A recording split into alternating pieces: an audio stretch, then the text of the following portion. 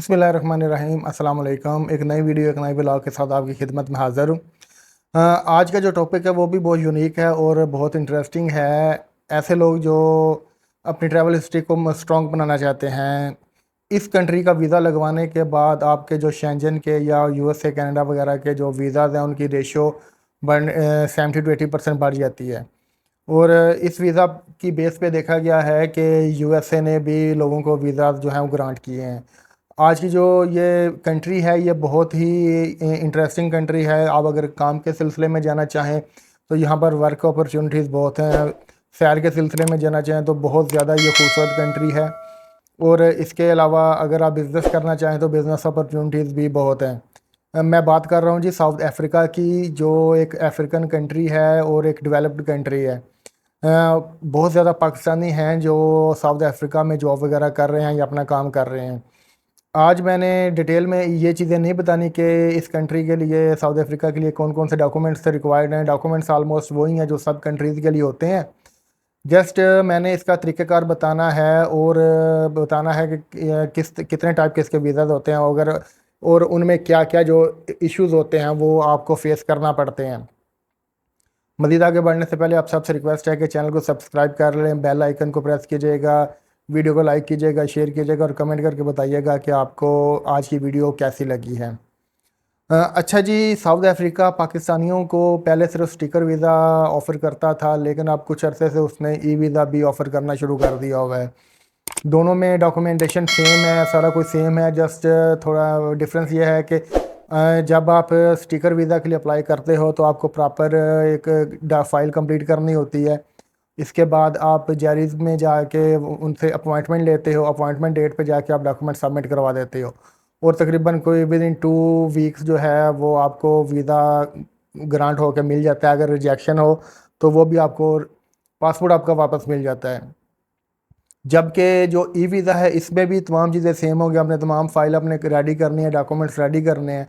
Just इसमें difference ये है कि आपने फ़िज़िकली जाके डॉक्यूमेंट्स नहीं उनको देने हैं बल्कि ऑनलाइन सबमिट करवाने हैं। ई वीज़ा का जो लिंक है वो मैं डिस्क्रिप्शन में आपको दे दूँगा, तो वहाँ पर आप जाकर वीज़ा अप्लाई कर सकते हो।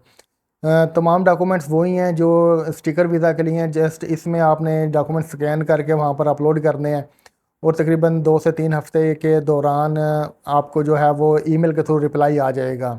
स्टिकर वीज़ा के अंदर ये होता है कि आपने फ़ाइल रेडी करके अपॉइंटमेंट लेनी है, उसके बाद जैरीज़ जाते हो, वहाँ पर आप डॉक्यूमेंट्स वो जो फ़ाइल अपनी जमा करवाते हो वो फ़ी वगैरह पे करते हो और आपकी फ़ाइल सबमिट हो जाती है और आपको एक स्लिप दे देते हैं। और जब आपको कॉल आती है या ईमेल आती है जी कि आपकी फ़ाइल आ गई है, तो आपने वो स्लिप लेके जानी होती है, ओरिजिनल या ऐसे लेके जाना होता है, तो आपको पासपोर्ट जो है आपको रिटर्न कर दिया जाता है। जबकि ई वीज़ा में ये होता है कि जब आप ऑनलाइन अप्लाई कर रहे होगे तो तमाम डॉक्यूमेंट्स आपने अपलोड करने हैं, उसके बाद वहीं पर आपने फ़ी वगैरह जो जितनी भी होगी वो पे करनी है, वो क्रेडिट कार्ड के थ्रू होगी।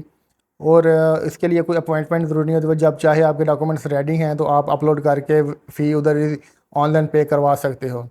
जो स्टिकर वीज़ा उसका प्रोसेसिंग टाइम तकरीबन 2 से 3 हफ्ते है और जो ई वीज़ा है उसका तकरीबन जो प्रोसेसिंग टाइम है वो 2 हफ्ते है।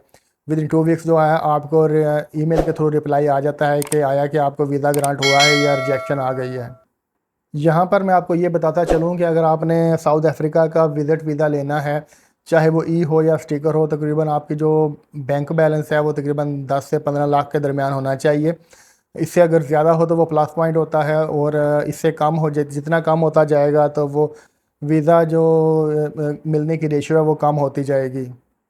ई वीज़ा के साथ ना हमारे अक्सर दोस्तों ने को वीज़ा उन्होंने अप्लाई किया था, तो 5 से 6 लोगों को ना वीज़ा मिला है, तो जो मेरे राब्ते में है।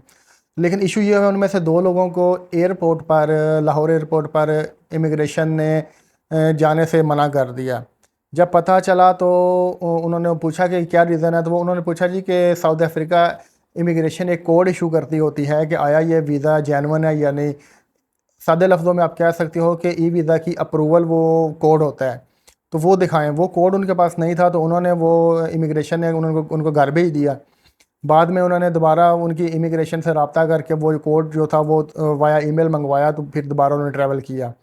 कोड ये होता है कि ये 6 से 8 से हिंसे के दरमियान एक कोड होता है। जब आप को ईमेल रिसीव होती है ईमेल ई वीज़ा की, तो उसी के अंदर वो कोड होता है। हमारे उन दोस्तों को पता नहीं था क्योंकि ये सर्विस नई नई थी, तो उन्होंने वो नहीं करवाया, वो कोड उसमें ईमेल में नहीं था। उन्होंने जस्ट उसका प्रिंट आउट लिया और वो टिकट करवा के वो होटल बुकिंग वगैरह करवा के वो चले गए। बाद में जब उन्होंने दोबारा इमिग्रेशन को ईमेल की जी कि आपने ये हमें वीज़ा तो दे दिया हुआ है लेकिन कोड नहीं दिया, तो वो इमिग्रेशन ने दोबारा उनको एक ईमेल के थ्रू वो कोड भेजे। उन कोड्स को लेकर वो दोबारा उन्होंने टिकट वगैरह लेके सारा कुछ करवा के वो दोबारा गए और उन्होंने वो फ़्लाई किया। अदरवाइज़ अगर वो कोड ना होते तो वो उन्होंने दोबारा उनको फ़्लाई नहीं करने देना था। ये कोड जो होता है ये साउथ अफ्रीका इमिग्रेशन की तरफ से एक अप्रूवल होता है जी कि ये ई वीज़ा आपका इशू हो गया हुआ है। अच्छा, बाकी कंट्री जो ई वीज़ा ऑफ़र कर रही होती हैं वो जस्ट ई वीज़ा करती हैं, जस्ट आपने ओके टू बोर्ड की स्टैंप लगवानी होती है किसी भी अथोराइज ट्रैवल एजेंट से या एयरलाइन से। जबकि यहाँ पर आपको वो तो आपने करवाना ही करवाना है, इसके साथ साथ आपने वो अप्रूवल का कोड भी दिखाना है। इसके बगैर, इन दोनों चीज़ों के बगैर वो आपको फ़्लाई नहीं करने देंगे। ये एक छोटा सा इशू था जो ई वीज़ा के सिलसिला में दोस्तों को फेस करना पड़ रहा है, क्योंकि उनको अभी नई सर्विस है तो इतना पता नहीं है। वो जस्ट वो उनको पता है जी कि हाँ, ज़्यादा वो लोग आज़रबाईजान या इस तरह की जो कंट्रीज़ जो ई वीज़ा ऑफ़र कर रही होती हैं उसमें जस्ट उन्होंने ओके टू बोर्ड की वो स्टैंप लगवानी होती है, वो लगवा के वो चले जाते हैं, लेकिन इमिग्रेशन उनको डिपार्ट नहीं करने देती। तो ये एक छोटा सा इशू मेरे 3-5 दोस्तों को आया था, तो उनमें से मैंने सोचा कि चलें आप लोगों के साथ भी ये स्टोरी शेयर कर दी जाए और ये जो इशू आ रहा है इसको शेयर किया जाए आपके साथ। उम्मीद है कि आपको मेरी ये वीडियो पसंद आई होगी। अगर वीडियो पसंद आए तो चैनल को सब्सक्राइब कीजिएगा, बेल आइकन को ज़रूर हिट कीजिएगा और वीडियो को लाइक कीजिएगा, शेयर कीजिएगा और कमेंट करके ज़रूर बताइएगा कि आपको मेरी वीडियोज़ कैसी लग रही हैं। मैं आपसे इंशाल्लाह नेक्स्ट किसी अच्छे से टॉपिक के साथ मिलूँगा। अपना ख्याल रखिएगा। अल्लाह हाफ़िज़।